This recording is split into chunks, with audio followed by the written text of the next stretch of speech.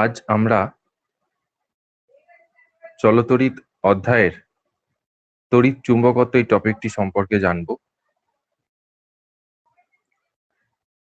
এই বিষয়টি জানার আগে সকল স্টুডেন্টের কাছে আমার একটা অনুরোধ যে এই ধরনের সমস্ত টপিকের আলোচনা এবং জানার জন্য, বোঝার জন্য আমার এই চ্যানেলটিকে সাবস্ক্রাইব করো এবং লাইক বাটনটি প্রেস করো। তো আজকের আলোচনায় তবে আসা যাক। আমাদের আজকের আলোচনার বিষয় হলো, দুটো পার্টে সেই আলোচনার বিষয়টিকে ভাগ করে নিতে পারি আমরা। চুম্বকের ওপর তড়িৎ প্রবাহের ক্রিয়া আর তড়িৎ পরিবাহীর ওপর চুম্বকের ক্রিয়া। চুম্বকের ওপর তড়িৎ প্রবাহের ক্রিয়া এই টপিকটিকে আমরা চারটি ভাগে ভাগ করব।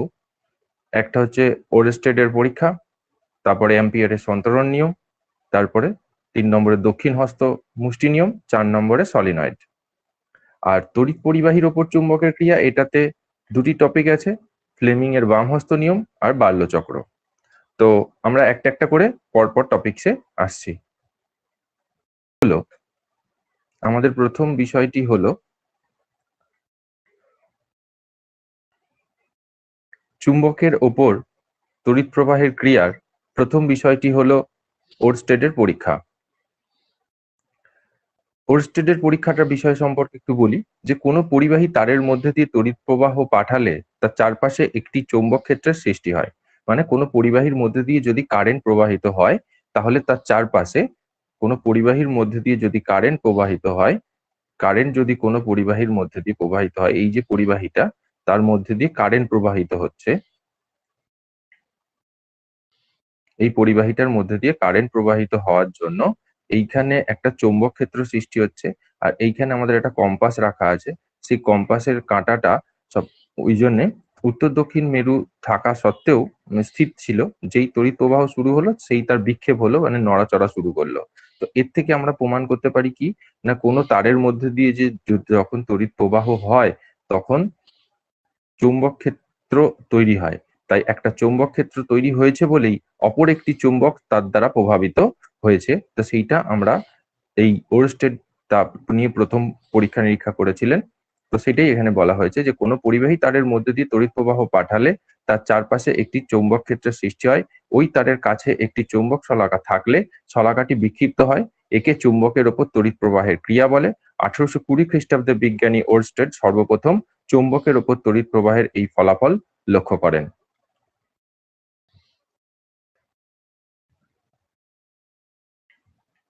ওরস্টেডের সেই পরীক্ষাটি আমরা এখন দেখব। ওরস্টেডের সেই পরীক্ষাটি হলো, একটি পরিবাহী তার, এই যে এখানে এ বি, আমার লেখাতে এক্স ওয়াই আছে কিন্তু এখানে ছবিতে এ বি আছে, একটি ফ্রেমে আটকানো আছে, এটা ফ্রেম দিয়ে আটকানো আছে। এটা তার নিচে একটি চুম্বক শলাকা, এই যে চুম্বক শলাকা রাখা হয়েছে, এনএস রাখা হয়েছে, এই যে নর্থ সাউথ মেরু রাখা রয়েছে। শলাকাটি অনুভূমিক তলে নিজের অক্ষের চারিদিকে বাধাহীন ভাবে ঘুরতে পারে, স্মুথলি ঘুরতে পারে বাধাহীন ভাবে। সে এদিকেই ঘুরুক এদিকেই ঘুরুক, যেদিকেও ঘুরতে পারে, বাধাহীন, কেউ আটকানোর নেই। অতএব মুক্ত অবস্থায় শলাকাটি উত্তর দক্ষিণ বরাবর থাকবে।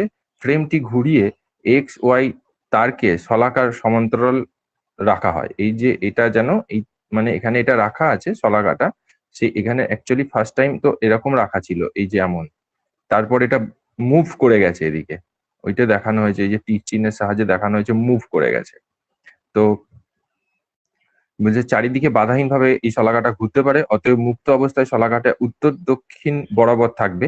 ফ্রেমটি ঘুরিয়ে এক্স ওয়াই তারকে শলাকার সমান্তরাল করা হলো। ছবিটিতে এখানে যেটা দেখানো হচ্ছে, যে শলাকাটা প্রথম এমন অবস্থায় ছিল, পরে এর মধ্যে দিয়ে তড়িতের প্রবাহ হয়েছে এমন ভাবে। এখানে একটা ব্যাটারি লাগানো আছে, এখানে একটা সুইচ দেওয়া আছে, একটা চাবি মানে সুইচ করা আছে, যেই কারেন্টের প্রবাহটা চালানো হয়েছে এদিক থেকে এদিকে, কারেন্টের প্রবাহটা যেই চালানো হয়েছে, তখন ঘটনাটা কি ঘটেছে না, যখন কারেন্টটা এদিক থেকে এদিকে প্রবাহিত হয়েছে, চুম্বক শলাকাটা এমন ছিল, সে এদিকে মুভ করে গেছে। তার মানে কি, নিশ্চয়ই এই যে তারটা, সেই তারটার চারপাশে একটা চৌম্বক ক্ষেত্র ক্রিয়েট হয়েছে। সেই চৌম্বক ক্ষেত্রটা ক্রিয়েট হওয়ার জন্য এই যে চুম্বক শলাকাটা সে বিক্ষিপ্ত হয়েছে। কারণ আমরা জানি কোনো চৌম্বক শলাকা বা চৌম্বক দণ্ড সমমেরু হলে বিকর্ষিত হয়, বিষমমেরু হলে আকর্ষিত হয়। তার মানে নিশ্চয়ই এখানে একটা কিছু চৌম্বক ঘটনা কিছু ঘটেছে তারটার চারপাশে, যে এই তারটা যেখানে গেছে তার মধ্যে দিয়ে যেই কারেন্টের প্রবাহ হয়েছে তার চারপাশে একটা চৌম্বক ক্ষেত্র সৃষ্টি হয়েছে, ফলে এ বিক্ষিপ্ত হয়েছে। তো এইটা হলো ওর পর্যবেক্ষণ। এবার এই ওরস্টেটের পরীক্ষার আমরা পর্যবেক্ষণ দেখে নেব। মানে পরীক্ষাটা হওয়াকালীন কি ঘটনা ঘটলো, যেটা বললাম আগেই, যে তারটার মধ্যে দিয়ে তড়িৎ প্রবাহ ঘটালে শলাকাটি বিক্ষিপ্ত হবে। শলাকাটি বিক্ষিপ্ত হবে মানে মুভ করবে। ও যে অবস্থায় ছিল সেই অবস্থা থেকে ও কি হবে, মুভ করবে। হয় এদিকেও মুভ করতে পারে বা এদিকেও মুভ করতে পারে, যে কোনো একদিকে ও মুভ করবে। সেই মুভ করাটার কথাই বলা হয়েছে বিক্ষিপ্ত হওয়া। যদি তারটি শলাকাটির নিচ দিয়ে যায় তবে শলাকাটির বিক্ষেপ, মানে তারটা যদি এখানে শলাকাটা রাখা আছে, সেই শলাকাটার নিচ দিয়ে যদি তার থাকে তখন কি হবে, আর শলাকাটার উপর দিয়ে যদি তার থাকে তখন কি হবে, সেইটা আমরা ভালো করে দেখবো। এই যে লেখা আছে পরিবাহী চুম্বকের উপরে, আর এইখানটা লেখা আছে পরিবাহী চুম্বকের নিচে। তার মানে কি, একবার এখানে কি আছে না, এখানে চুম্বকের উপরে মানে শলাকার উপর দিয়ে আছে তারটা, এখানে শলাকার উপর দিয়ে মানে শলাকাটা নিচে আছে। আর এখানে পরিবাহী নিচে, পরিবাহী চুম্বকের নিচে, তার মানে এই এই যেখানে তার নিচ দিয়ে গেছে, এই যেখানে তার নিচ দিয়ে গেছে। তো আমরা ছবিতে কিভাবে সেটাকে আইডেন্টিফাই করেছি না, উপর দিয়ে বলে যেটাই বলেছে সেটা আমরা উপর দিয়ে দাগ দেখিয়েছি, এই যে দাগটা এসেছে। কিন্তু যেটা নিচ দিয়ে বলেছে সেটা দেখো উপর দিয়ে কোনো দাগ নেই। তার মানে এই তারটা কোথা দিয়ে আছে, নিচ দিয়ে আছে তিনটে তারই। আর এই তিনটে তারই উপর দিয়ে আছে, তাই জন্য আমরা উপর দিয়ে একটা করে দাগ টেনে দিয়েছি। ঠিক আছে, তো ক্লিয়ার। এবারে বিষয়ে আসা যাক, যে শলাকার নিচ দিয়ে যদি তারটি যায় তাহলে শলাকার বিক্ষেপ উপর দিয়ে যেভাবে থাকলে যেদিকে বিক্ষেপ তার ঠিক উল্টো দিকে হবে। তো এইটাই এখানে লেখা আছে। অথবা তড়িৎ প্রবাহের অভিমুখ যদি পাল্টে দেওয়া হয়, এই যে তড়িৎ প্রবাহ, এইটাতে প্রবাহটা দেখো এদিক থেকে এদিকে যাচ্ছে, আর এটাতে প্রবাহটা দেখো এদিক থেকে এদিকে আসছে। তো প্রবাহের অভিমুখ পাল্টালেও বিক্ষেপ উল্টো উল্টো হবে। এদিকের থেকে এদিকে গিয়েছিল যখন, দেখো এদিক থেকে এদিকে এসেছে। যখন পরিবাহী নিচেতেই রয়েছে, চুম্বকের ওপরে, চুম্বকের ওপরে যখন তারটা রয়েছে, তখন যখন এদিক থেকে এদিকে যাচ্ছে তখন এদিকে বিক্ষেপ হচ্ছে। এটাও সেই ওপরেই রয়েছে এটাতেও, কিন্তু কারেন্টটা ওপর থেকে নিচের দিকে আসছে, তখন দেখো মুভমেন্ট তার উল্টো দিকে হচ্ছে। ঠিক আছে, তো এটাই বোঝানো হয়েছে যে উল্টে দিকে যাবে। শলাকার বিভিন্ন অবস্থা পাশের চিত্রে দেখানো হয়েছে। এবার এখানটা তো বুঝেই গেলে তোমরা, যা বোঝাতে চাইলাম, যে পরিবাহীটি যদি চুম্বকের ওপরে অবস্থান করে আর পরিবাহীটি যদি চুম্বকের নিচে অবস্থান করে, আর তড়িৎ প্রবাহের অভিমুখ যদি বদলানো হয়, তাহলে দুটো টপিক দেখলাম। একটা হচ্ছে যে পরিবাহীর উপরে না নিচে অবস্থান চুম্বক শলাকার, আর 2 নম্বর দেখলাম যে প্রবাহের অভিমুখ কোন দিকে। এই দুটোর জিনিসের উপর ডিপেন্ড করে এর যে বিক্ষেপ সেটা বদলে যেতে পারে। ঠিক আছে, এর বিক্ষেপটা বদলে যেতে পারে। তাহলে ওরস্টেড এটাই পরীক্ষা করে দেখলেন যে একটা চুম্বক শলাকার উপরে বা নিচে যদি একটা তড়িৎ পরিবাহী তার রাখা হয় তাহলে চুম্বক শলাকাটার বিক্ষেপ ঘটে। আর সাথে সাথে এটাও দেখলেন উনি পরীক্ষা করে যে চুম্বক শলাকার যে বিক্ষেপটা সেটা কিন্তু দুটো জিনিসের উপর নির্ভর করছে, যে চুম্বক শলাকার উপরে তার রাখলে একরকম বিক্ষেপ হচ্ছে, নিচে নিচে তার রাখলে একরকম বিক্ষেপ হচ্ছে। চুম্বক শলাকার তার যেটা দিয়ে তড়িৎ পরিবাহিত হচ্ছে সেই তড়িৎ পরিবহনের মেরুটা যদি আমরা চেঞ্জ করে দিই, আমরা একটা ছবিতে দেখেছিলাম যেরকম ব্যাটারি দেওয়া আছে, প্লাস এদিকে মাইনাস এরকম ভাবে তার দিয়ে জোড়া আছে। তো তারটা নিচে চুম্বক শলাকা রাখা আছে। তো সেই ক্ষেত্রে এই প্লাস মাইনাসটা আমরা যদি ব্যাটারিটাকে ঘুরিয়ে লাগিয়ে দিই, এদিকটাকে প্লাস করে দিই আর এদিকটাকে মাইনাস করে দিই, তাহলে এর যে মুভমেন্ট সেটা পাল্টে যাবে। আবার এই তারটাকে যদি ওপর দিয়ে না দিয়ে নিচ দিয়ে দিই, তাহলেও এই বিক্ষেপ শলাকার সেটা পাল্টে যাবে। এই নিয়েই ওরস্টেড যে পরীক্ষা করেছিলেন সেটাই ওরস্টেডের পরীক্ষা। আর এটাই তিনি প্রথম বলেন যে কোনো পরিবাহীর মধ্যে দিয়ে যদি তড়িৎ প্রবাহিত হয় তাহলে অবশ্যই সেখানে একটা চুম্বক ক্ষেত্র। আমরা এই জায়গায় কি দেখব, পরিবাহী তারের অবস্থান, তড়িৎ প্রবাহের অভিমুখ, তাতে চুম্বক শলাকার বিক্ষেপ কোন দিকে হচ্ছে। আমরা আগেই জেনেছি যে দুটো জিনিসের উপর ডিপেন্ড করে চুম্বক শলাকার বিক্ষেপ, সেটা হচ্ছে তড়িৎ পরিবাহী তারের অবস্থান আর তড়িৎ প্রবাহের অভিমুখ। ঠিক আছে, তো আমরা এখানে সেই জিনিসটাই দেখব। চুম্বক শলাকার উপরে যদি তার তারটা থাকে, তাহলে আমরা এইটা থেকে দেখি, এই যে পরিবাহী তারের অবস্থান, ঠিক আছে, চুম্বক শলাকার উপরে, এই যে এই ক্ষেত্রে উত্তর থেকে দক্ষিণে অর্থাৎ এর থেকে বির দিকে প্রবাহ হচ্ছে, এই যে এর থেকে বির দিকে প্রবাহ হচ্ছে, তাহলে উত্তর মেরুর বিক্ষেপ কোন দিকে হবে? পূর্ব দিকে। তাই দেখো এই ছবিটাতে এই যে এটা এদিকে মুভ করেছে, এটা মানে কোন দিক? এই যে ইস্ট লেখা রয়েছে, মানে পূর্ব দিকে মুভ করেছে। ঠিক আছে, আবার চুম্বক শলাকার উপরেই তারের অবস্থান, মানে এইটাতে চুম্বক শলাকার উপরে। এর তড়িৎ প্রবাহের অভিমুখ কোন দিকে আছে? না, এর প্রবাহের অভিমুখ আছে বির থেকে এর দিকে। ঠিক আছে, এর প্রবাহের অভিমুখ কোন দিকে আছে? বির থেকে এর দিকে, মানে এই যে তীর চিহ্নটা দেখো, এদিক থেকে এদিকে কারেন্ট যাচ্ছে, তারটা উপর দিয়ে আছে। তো সেক্ষেত্রে বিক্ষেপণ কোন দিকে হবে? পশ্চিম দিকে। এই দেখো মুভ করেছে পশ্চিম দিকে, কারণ এদিকটা ঘুরে যাওয়া মানে এই যে ওয়েস্ট, পশ্চিম দিক। আবার চুম্বক শলাকার নিচে আছে, তো এই যে চুম্বক শলাকার নিচে রয়েছে, উত্তর থেকে দক্ষিণে অর্থাৎ এর থেকে বির দিকে প্রবাহ হচ্ছে, এই যে এর থেকে বির দিকে প্রবাহ হচ্ছে এখানে দেখিয়েছে, তাহলে কি হবে? না, পশ্চিম দিকে মুভ হয়ে যাবে। দেখো এখানে কিন্তু পশ্চিম দিকে মুভ করেছে এদিকে, মানে চুম্বক শলাকাটা ফার্স্টে সমান্তরালে রাখা থাকবে। আমাদের ওখানে কিন্তু কন্ডিশনটা বলেছি আমি, তোমরা খেয়াল করেছো কিনা জানি না, যে তড়িৎ প্রবাহ যেদিকে হচ্ছে চুম্বক শলাকা সেই সমান্তরালে রাখা থাকতে হবে, মানে এমন রাখা ছিল, পরেও মুভ করছে এদিকে বা এদিকে। ঠিক আছে, আচ্ছা, তারপরেরটা কি আছে?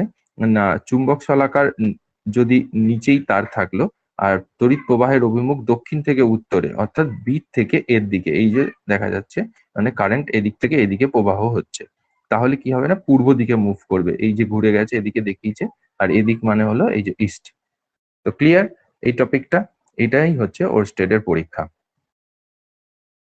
এই ওরস্টেডের পরীক্ষা থেকে আমরা কি সিদ্ধান্তে উপনীত হতে পারি?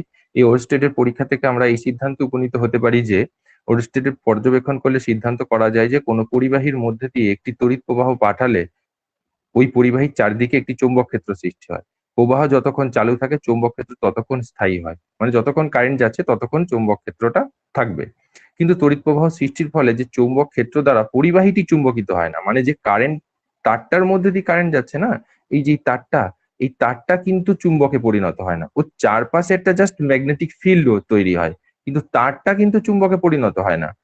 ঠিক আছে, কারণ দেখ কি করে আমরা বুঝেছি, না চলাকালীন এই তারের চারপাশে যদি আমরা লৌহ চূর্ণ আনি, দেখতে পাবো লৌহ চূর্ণ ওই তার দ্বারা আকৃষ্ট হচ্ছে না। তার মানে কি? ওখানে একটা চুম্বক ক্ষেত্র তৈরি হয়েছে, সেই চুম্বক ক্ষেত্রটা খালি মাত্র কোনো চৌম্বককেই নাড়াচাড়া করতে সক্ষম, কিন্তু কোনো অচুম্বক, সরি, চৌম্বক পদার্থকে ও কিন্তু আকৃষ্ট করতে সক্ষম নয়, কারণ ও সেই সময় চুম্বকে পরিণত হয়নি, ওর চারপাশে একটা চৌম্বক ক্ষেত্র তৈরি হয়েছে জাস্ট। ঠিক আছে, এই হলো। আর এইখানে এটা বলি, চুম্বকের উপর তড়িৎ প্রবাহের এই ক্রিয়ার উপর ভিত্তি করে গ্যালভ্যানোমিটার বলে একটা যন্ত্র তৈরি করা হয়। তড়িৎ বর্তনীতে তড়িতের অস্তিত্ব নির্ণয় এবং প্রবাহ থাকলে তার পরিমাণ নির্ণয় করার জন্য আমরা এই গ্যালভ্যানোমিটার ব্যবহার করে থাকি। ওকে, আমাদের পরবর্তী টপিক হলো অ্যাম্পিয়ারের সন্তরণ নিয়ম। ঠিক আছে, এই যে ওরস্টেডের যে পরীক্ষাটা আমরা দেখলাম, চৌম্বক শলাকার যে বিক্ষেপ হলো তার অভিমুখ নির্ণয় করার জন্য অ্যাম্পিয়ার একটা নিয়ম বলেছিলেন, সেই নিয়মটাই তার অ্যাম্পিয়ারের সন্তরণ নিয়ম নামে পরিচিত। ওকে, সেইটা সম্পর্কে আমরা জানবো। কি বলছে, যে অ্যাম্পিয়ারের সন্তরণ নিয়মে বলা হচ্ছে, ধরি কোনো ব্যক্তি, মানে ভদ্রলোক, তড়িৎবাহী তারের ওপর, এই যে তড়িৎ প্রবাহ হচ্ছে, এখানে দেখো একটা তারের চিহ্ন দেওয়া আছে, একটা তীর চিহ্ন লাগানো আছে, নোটিস করো, এই যে আর এই যে দেখো রয়েছে। ঠিক আছে, তাহলে কি, ধরি কোনো ব্যক্তি তড়িৎবাহী তারের ওপর দিয়ে তড়িৎ প্রবাহের অভিমুখে, মানে যেদিক থেকে কারেন্টের প্রবাহ হচ্ছে ও সেই দিকে কিন্তু ও সাঁতার কাটছে। ঠিক আছে, তাই আমার কথাটা কি হবে, যে ধরি কোনো ব্যক্তি তড়িৎবাহী তারের ওপর দিয়ে, এটা কিন্তু খুব ম্যান্ডেটারি, যে ওপরটা তোমায় বলতে হবে, নিচ বললে কিন্তু গন্ডগোল হবে। ঠিক আছে, কারণ নিচ দিয়ে তো তার সম্ভব না, তুমি হয়তো তার বানিয়েছো কোনোভাবে, কিন্তু তোমাকে মেনশন করতে হবে উপর দিয়ে, তা না হলে হাতের মুভমেন্ট যেটা যেটা আমরা একটু পরেই জানতে পারবো সেটা গন্ডগোল হবে। তাই তোমার এই কথাটা এখানে বলাটা জরুরি, ও ভুললে হবে না যে পরিবাহী তারের উপর দিয়ে তড়িৎ প্রবাহের অভিমুখে, মানে যেদিকে কারেন্টের ফ্লো হচ্ছে ও কিন্তু সেই দিকেই অভিমুখ, হাত ছড়িয়ে এমন ভাবে সাঁতার কাটছে যাতে তার মুখ সর্বদা চুম্বক শলাকার দিকে, এই যে মুখটা দেখো ওর চুম্বক শলাকার দিকে রয়েছে, এই যে মুখ ওর চুম্বক শলাকার দিকে। ও তো এরকম উল্টো হয়ে চিত হয়েও সাঁতার কাটতে পারতো, তাহলে ওর মুখটা তো ওপর দিকেও থাকতো। আর ওপর দিকে থাকলে কি হতো, ওর হাতের মুভমেন্টটা, হাতটা অন্য দিকে হয়ে যেত, ডানটা বাঁ দিক, বাঁ দিকটা ডান দিক, এটা হয়ে যেত।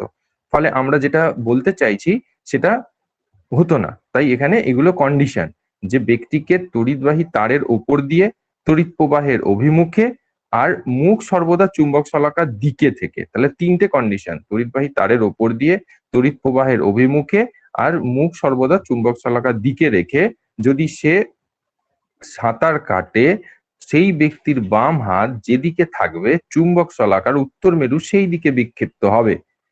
ক্লিয়ার? তাহলে কথাটা কি বলছে, যে ফোর্থ স্টেটের যে পরীক্ষায় চুম্বক শলাকার বিক্ষেপ দেখলাম তার একটা নিয়ম আছে, যে কোনটা কোন দিকে হবে আমরা ডিসাইড করতে সক্ষম। যে কিভাবে, না কোনো ব্যক্তি যদি তড়িৎবাহী তারের ওপর দিয়ে তড়িৎ প্রবাহের অভিমুখে হাত রেখে এমন ভাবে সাঁতার কাটে যেন তার মুখ সর্বদা চুম্বক শলাকার দিকে থাকে, তবে তার বাম হাত যেদিকে থাকবে শলাকার উত্তর মেরু সেই দিকে বিক্ষিপ্ত হবে। তো এখানে তিনটে জিনিস কিন্তু মাথায় রাখতে হবে তোমাদের সকলকে। তিনটে জিনিস কি কি দেখো, তিনটে জিনিস এখানে মাথায় রাখতে হবে। তো এক নম্বর হচ্ছে কি, না তড়িৎবাহী তারের ওপর দিয়ে, এটা এক, তড়িৎ প্রবাহের অভিমুখে, এটা দুই, আর তার মুখ যেন সর্বদা চুম্বক শলাকার দিকে থাকে, তিন। এই তিনটে জিনিস ঠিক রাখলেই তোমার এই অ্যান্সারটা পরীক্ষায় রাইট হয়ে যাবে। ওকে, তো হয়ে গেল অ্যাম্পিয়ারের সন্তরণ নিয়ম।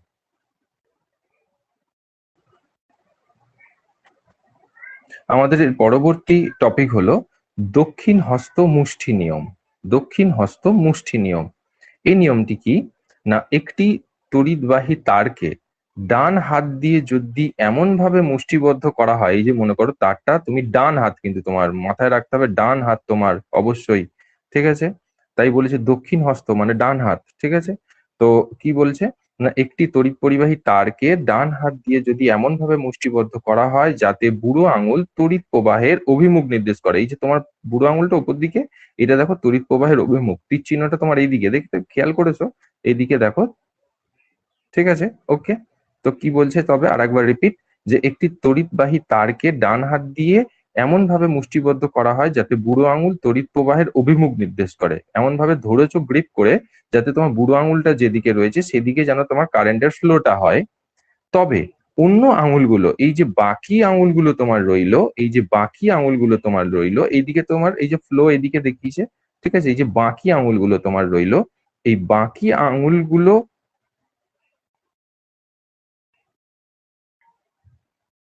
অভিমুখ নির্দেশ করে, তবে অন্যান্য আঙুলগুলো অগ্রভাগ উৎপন্ন চৌম্বক ক্ষেত্রের বলয় রেখা, অর্থাৎ চৌম্বক ক্ষেত্রের অভিমুখ নির্দেশ করবে। এই যে এগুলো মুভ, তার মানে এখানে যে বলয়টা তৈরি হবে, যে আমরা একটু আগে ওরস্টেটের পরীক্ষায় জেনেছি এটা তার থাকলে তার চারপাশে একটা চৌম্বক ক্ষেত্র তৈরি হয়, সেই চৌম্বক ক্ষেত্রটা কোন দিকে মুভ করেছে, মানে কোন দিক থেকে কোন দিকে সেই চৌম্বক ক্ষেত্রটা আছে, এদিক থেকে এদিকে না এদিক থেকে এদিকে। তো সেইটা জানার জন্য আমাদের এই দক্ষিণ হস্ত মুষ্টি নিয়ম করতে হয়, যে তারের ফ্লোটা যেদিকে হচ্ছে আমার ডান হাতটা বুড়ো আঙুলটা যেন সেই দিকে থাকে, কারেন্টের ফ্লোটা যেদিকে হচ্ছে সেই দিকে যদি আমার ডান হাতের বুড়ো আঙুলটা রাখি, তাহলে বাকি আঙুলগুলো ওর যে মুভ করাটা সেইটা বুঝিয়ে দেবে। এইটাই দক্ষিণ হস্ত মুষ্টি নিয়ম। ছবিগুলো ভালো করে দেখো, সেটা বুঝতে পারবে। এইটাও ফলো করো অ্যাজ সেম, এই যে এদিকে মুভ করছে ঘুরে রয়েছে আঙুলটা, ফলে দেখো তীর চিহ্নগুলো এদিকে দেওয়া রয়েছে। ফ্লো কিন্তু কারেন্টের তোমার বুড়ো আঙুল যেদিকে সেই দিকে, এই যে তীর চিহ্ন দিয়ে দেখিয়েছে এইদিকে হচ্ছে। ওকে, তো আরেকবার রিপিট করে দিচ্ছি আমি বিষয়টা, যে কি একটি পরিবাহী তারকে ডান হাত দিয়ে এমন ভাবে মুষ্টিবদ্ধ করা হয় যাতে বুড়ো আঙুল তড়িৎ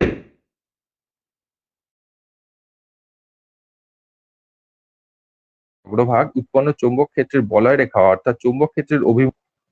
ওকে,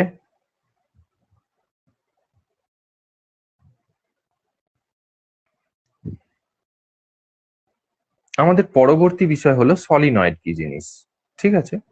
না এখানটা পড়ি আমরা কি লেখা, একটি দীর্ঘ অন্তরিত পরিবাহী তারকে, অন্তরিত মানে এটা পরিবাহী তার আমরা নিয়ে নিলাম, অন্তরিত পরিবাহী তার, ঠিক আছে? পরিবাহী তারকে একটি কুপরিবাহী চোঙের গায়ে, একটি কুপরিবাহী চোঙের গায়ে, কুপরিবাহী চোঙ মানে কারেন্ট পরিবহন করে না এমন কোনো প্লাস্টিক জাতীয় কিছু চোঙের গায়ে, চোঙ মানে এরকম এই যে যে দণ্ডটা রয়েছে না, এই দণ্ডটা চোঙ। তো এরকম চোঙের গায়ে এমন ভাবে জড়ানো হয় যাতে প্রতিটি বৃত্তাকার পাকই চোঙের সঙ্গে সমাক্ষীয় হয়, মানে একই অক্ষে যাতে এইভাবে পাক হয়ে আছে, ঠিক আছে? সেইটাকে এটা বলেছে। তো আবার রিপিট করছি যে একটি দীর্ঘ অন্তরিত পরিবাহী তারকে যদি একটি কুপরিবাহী চোঙের গায়ে এমন ভাবে জড়ানো হয় যাতে বৃত্তাকার পাকটা চোঙের সঙ্গে সমাক্ষীয় হয়, তবে ওই তারের কুণ্ডলীকে নয়, এই প্লাস্টিক যে ভিতরে অন্তরিত তারটা জিনিসটা দেওয়া হয়েছে না সেটাকে কিন্তু নয়, এটাকে কিন্তু বের করে ফেলা হতে পারে। তুমি বের করে ফেললে এই যে পাকটা রয়ে গেল, তখন এই যে পাকের পুরো বিষয়টা তখন সেইটা হলো সলিনয়েড। এই যে দেখো ছবিটা, এখানে কিন্তু ভিতরের জিনিসটা কিন্তু নেই, মুভ করে নেওয়া হয়েছে, ওটাকে সরিয়ে নেওয়া হয়েছে।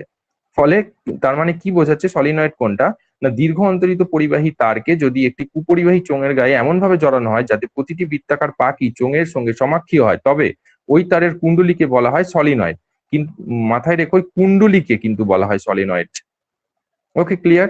আর এই সলিনয়েডের সাথে তোমার দেখো এমনি চৌম্বক দণ্ডেরও মিল আছে, তাই এটা ছবিতে দেখানো হয়েছে।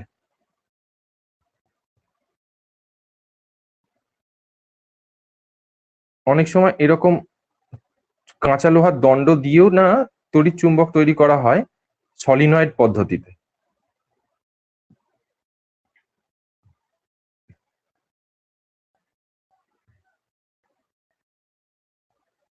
এর পরের টপিক হলো আমাদের, আমরা এতক্ষণ পড়লাম কি, না এতক্ষণ পড়লাম চুম্বকের ওপর তড়িতের ক্রিয়া, মানে এটা চুম্বকের ওপর তড়িৎ কি ক্রিয়া করছে। আর এখন পড়বো কি, তড়িৎ পরিবাহীর ওপর চুম্বকের ক্রিয়া। ঠিক আছে, এবার উল্টোটা, আগে যেটা করলাম আমরা এখন তার উল্টোটা করব। আগে করলাম আমরা কি চুম্বকের ওপর তড়িতের ক্রিয়া, মানে এটা চুম্বক আর দাঁড়িয়ে আছে তার উপর তড়িৎ গিয়ে কি করতে পারে। আর এখন পড়বো এটা পরিবাহীর ওপর চুম্বক কি ক্রিয়া করতে পারে। ঠিক আছে, তো তার সেইটার টপিকের প্রথম বিষয় হলো কি আমাদের ফ্লেমিং এর বাম হস্ত নিয়ম। তো সেখানে আমরা কি দেখতে পাচ্ছি, না তড়িৎ তড়িৎ প্রবাহের একটি তড়িৎ প্রবাহের দিক এবং চৌম্বক ক্ষেত্রের অভিমুখ জানা থাকলে চুম্বক ক্রিয়ায় তড়িৎ পরিবাহীটি কোন দিকে বিক্ষিপ্ত হবে তা ফ্লেমিং এর বাম হস্ত নিয়মে জানা যায়। মানে বিষয়টা বুঝবে, তারটা যার মধ্যে দিয়ে কারেন্টের প্রবাহ হচ্ছে, এবার সে কোন দিকে লাফাবে। আমরা এতক্ষণ দেখছিলাম যে এটা চুম্বক শলাকা, অর্থাৎ এটা চুম্বক কোন দিকে লাফাচ্ছিল কারেন্ট যাওয়ার ফলে। আর এইটাতে কি জানবো, উল্টোটা ঠিক, মানে তারটাকে আমরা একটা চুম্বক দণ্ড নিয়ে এসে ধরে রেখে দিলাম, তারটা কোন দিকে লাফিয়ে যাবে সেইটা দেখবো এবার। ঠিক আছে, তো খেয়াল রাখবে। তাহলে এখানে আমরা কি দেখবো, না এই যে এখানে চুম্বকের ক্রিয়ায় তড়িৎবাহী পরিবাহীটির কোন দিকে বিক্ষেপ হবে, পরিবাহীটির কোন দিকে বিক্ষেপ হবে কিন্তু। ওকে, তা আমরা ফ্লেমিং এর বাম হস্ত নিয়ম থেকে জানতে পারি। তো নিয়মটি কি, না বাম হস্তের তোমাদের বাঁ হাতের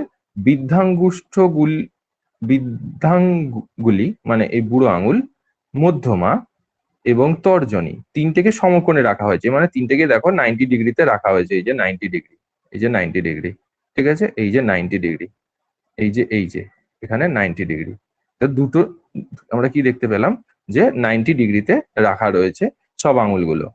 সেটাই বলছে, বাঁ হাতের বৃদ্ধাঙ্গুলি, মধ্যমা এবং তর্জনী পরস্পরের সঙ্গে সমকোণে রাখলে, প্রসারিত করলে যদি তর্জনী চুম্বক ক্ষেত্রের দিক, এই যে তর্জনী দেখো চুম্বক ক্ষেত্রের দিক লিখেছে, মধ্যমা তড়িৎ প্রবাহের দিক, এই যে মধ্যমা তড়িৎ প্রবাহের দিক এই যে লিখেছে, নির্দেশ করে, তবে বৃদ্ধাঙ্গুলি পরিবাহীর গতির অভিমুখ নির্দেশ করবে। এই যে পরিবাহীর গতির অভিমুখ নির্দেশ করছে বৃদ্ধাঙ্গুলিটা। ভালো করে তোমরা একবার ছবিটা দেখো, পরীক্ষা আসলে কিন্তু এই ছবিটা এঁকেই করতে হবে।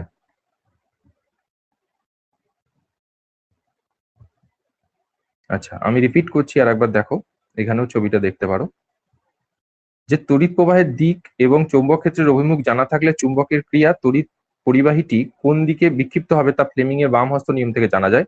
নিয়মটি হলো, বাম হস্তের বৃদ্ধাঙ্গুলি, মধ্যমা এবং তর্জনীকে পরস্পরের সঙ্গে সমকোণে রেখে প্রসারিত করলে যদি তর্জনী চৌম্বক ক্ষেত্রের দিক এবং মধ্যমা তড়িৎ প্রবাহের দিক নির্দেশ করে, তবে বৃদ্ধাঙ্গুলি পরিবাহীর গতির অভিমুখ নির্দেশ করবে। তিনটে কন্ডিশন দিয়েছে, যে এটা মধ্যমা, বৃদ্ধাঙ্গুলি, মধ্যমা আর তর্জনী তিনটে সমকোণে রাখতে হবে, এটা একটা।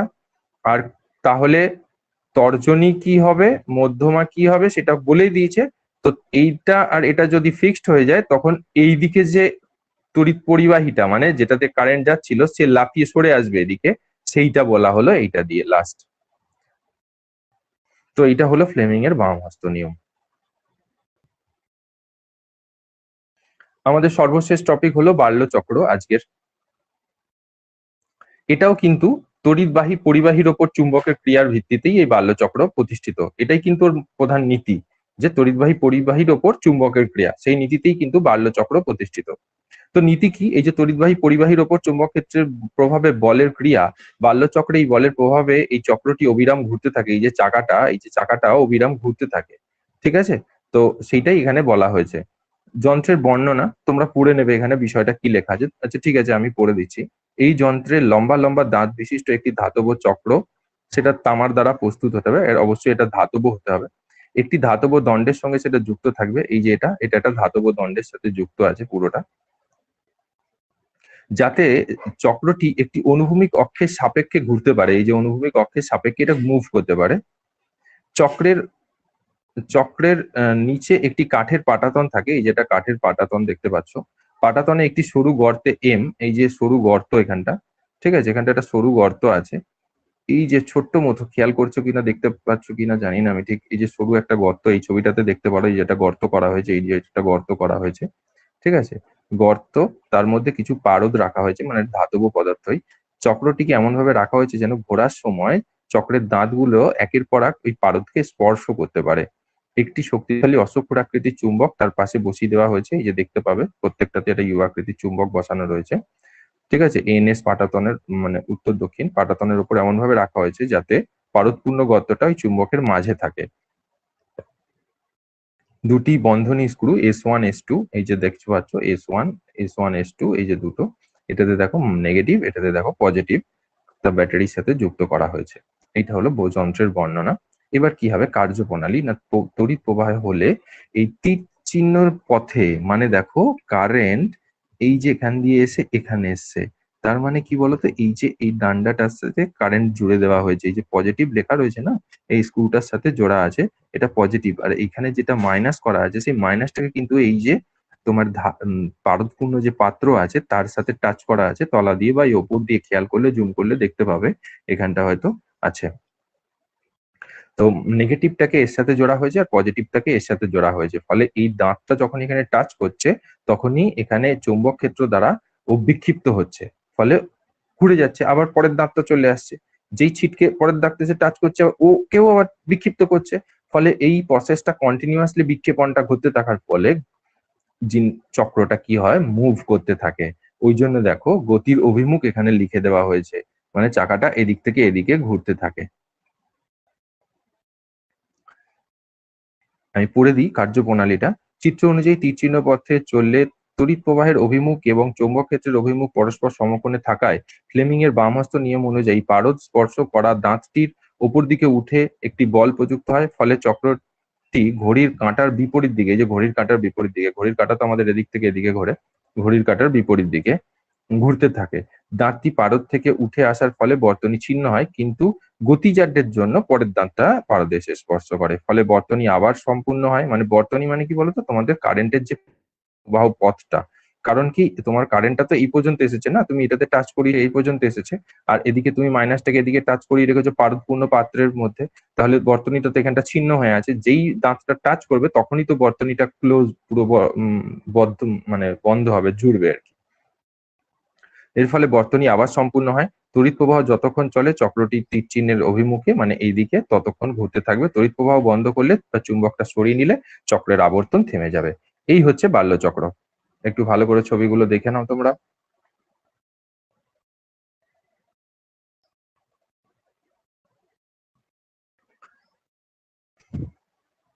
আমাদের সর্বশেষ আলোচ্য বিষয়ের সর্বশেষ অংশ, যে বাল্যচক্রের ঘূর্ণন নিম্নলিখিত বিষয়গুলির উপর নির্ভর করে। এই যে ঘুরছে এ কোন কোন বিষয়ের উপর নির্ভর করবে, যেমন আমরা ওরস্টেডের পরীক্ষায় দেখেছিলাম যে চুম্বক শলাকার বিক্ষেপটা কোন দিকে হবে তা দুটো জিনিসের উপর ডিপেন্ড করে। এক হচ্ছে যে তড়িৎ প্রবাহের অভিমুখ কোন দিক থেকে কোন দিকে হচ্ছে, আর দুই হচ্ছে আমরা কি দেখেছিলাম না তারটি ওপর দিয়ে আছে চুম্বক শলাকার না নিচ দিয়ে আছে। এই দুটো জিনিসের উপর ডিপেন্ড করে পুরো তোমার ওরস্টেডের সেই পরীক্ষাটা চুম্বক শলাকার বিক্ষেপণ দিকটা নির্ণীত হতো। তো যাই হোক, আমাদের বাল্যচক্রের যে ঘূর্ণন এই চাকার, সেটা কিসের উপর ডিপেন্ড করে? রোমান 1, তড়িৎ প্রবাহের অভিমুখ অপরিবর্তিত রেখে তড়িৎ প্রবাহ মাত্রা যদি বাড়ে, তাহলে চুম্বকের ঘূর্ণনের যে গতিবেগ সেটা বেড়ে যাবে। সবকিছু আমরা ঠিক রেখে দিলাম, শুধু ব্যাটারির পাওয়ারটা বা কারেন্টের পাওয়ারটাকে বাড়িয়ে দিলাম, তাহলে ঘূর্ণনের গতিবেগ বেড়ে যাবে। চুম্বক ক্ষেত্রের অভিমুখ অপরিবর্তিত রেখে তড়িৎ প্রবাহের অভিমুখ উল্টো করে দিলাম, মানে যেটা প্লাস, এটা তো আমাদের কি ছিল? মাইনাস ছিল, আর এটা আমাদের প্লাস ছিল। আমরা উল্টো করে দিলাম, এটাকে মাইনাস করে দিলাম, এটাকে প্লাস করে দিলাম। তাহলে কি হবে না, এটা এদিকে ঘুরছিল, তো ওটা উল্টো ঘুরতে শুরু করবে। 3 নম্বর কি বলছে না, তড়িৎ প্রবাহের অভিমুখ একই রেখে চুম্বকের মেরুদয়ের অবস্থান উল্টে দিলাম। তো আমাদের এখানে এ পাশটা এন, এ পাশটা এস ছিল, তখন এদিকে ঘুরছিল, তো আমরা এদিকটা এন, এদিকটা এস করে দেবো, তাহলে এদিকে ঘুরতে থাকবে। যদি আমরা ইউ আকৃতি, অশ্বক্ষুরাকৃতি চুম্বকটার অভিমুখ দুটোকে পাল্টে দিত। এটা 3 নম্বর গেল। 4 নম্বর কি আছে না, চৌম্বক ক্ষেত্র এবং তড়িৎ প্রবাহের অভিমুখ একই সঙ্গে উল্টে দিলে, আমরা মনে করো দুটো জিনিস কি একসাথে উল্টে দিচ্ছি, মানে কি চৌম্বক ক্ষেত্রটাকেও উল্টে দিচ্ছি, এন্ড দেন এখানে যেটা প্লাস মাইনাস ছিল সেটাকেও উল্টে দিচ্ছি। তো দুটো যদি একসাথে হয় তাহলে অপরিবর্তিত হবে, কারণ এই একবার এটা করার জন্য ও উল্টো ঘুরেছে, আবার এটা উল্টো করে দেওয়ার জন্য আবার ও উল্টো ঘুরেছে, ফলে যেখানে ছিল ঠিক সেই পজিশনে আবার হয়ে গেছে। তো দুটো জিনিসই যদি একসাথে চেঞ্জ করো তুমি, তাহলে তোমার কোনো পরিবর্তন লক্ষ্য করবে না, একই সঙ্গে উল্টে দিলে অপরিবর্তিত থাকবে ঘূর্ণনের অভিমুখ চক্রের। ওকে, ক্লিয়ার? চলতড়িতের তড়িৎ চুম্বকত্ব বিষয়টি আমাদের আজকে এখানেই শেষ হলো। আমাদের চ্যানেলটিকে ভালো লাগলে অবশ্যই সাবস্ক্রাইব করুন এবং লাইক বাটনটি প্রেস করুন। আর এই ধরনের আরো সমস্ত বিষয়ে জানার জন্য, বোঝার জন্য আমাদের সাথে যুক্ত থাকুন।